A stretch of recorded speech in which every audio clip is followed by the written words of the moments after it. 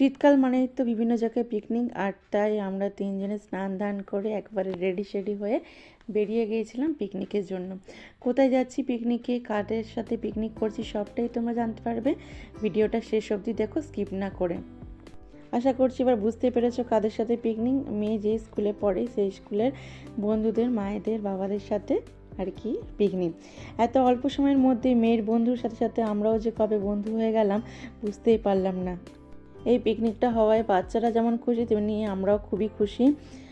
এই পিকনিকের সব কিছুর দায়িত্ব মানে ক্যাটারিং, তারপর যেখানে পিকনিক হয়েছিল সেই জায়গা চুজ করা থেকে শুরু করে সব কিছুরই দায়িত্বে ছিলেন মেয়ের স্কুলের বন্ধু নীলাশা, তার বাবা।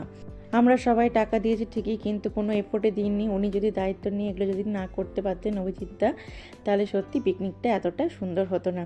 আশা করছি সামনের বছর এরকম আমরা পিকনিক করতে পারবো সবাই মিলে। আর দেখো বাচ্চারা এতটা খুশি যে গান বাজছিল আর সামনে সবাই এনজয় করছিল, নাচা গানা করছিল।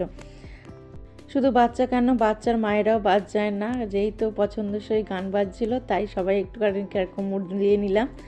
আর খুব সুন্দর, খুব ভালো আমরা এনজয় করেছিলাম।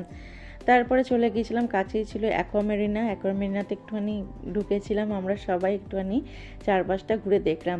আমি প্রথমবারই গেছিলাম আর বেশ সুন্দর লাগলো জায়গাটা।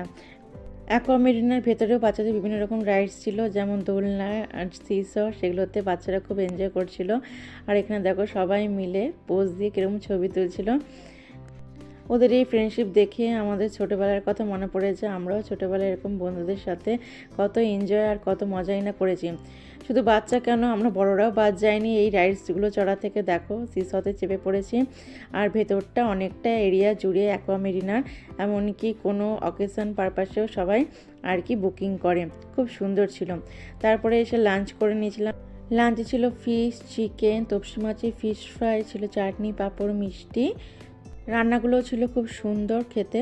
চলো ভিডিওটাকে এখানেই রাখছি, আবার আসছি খুব শিগগিরই একটা ভিডিও নিয়ে। ততক্ষণ টাটা।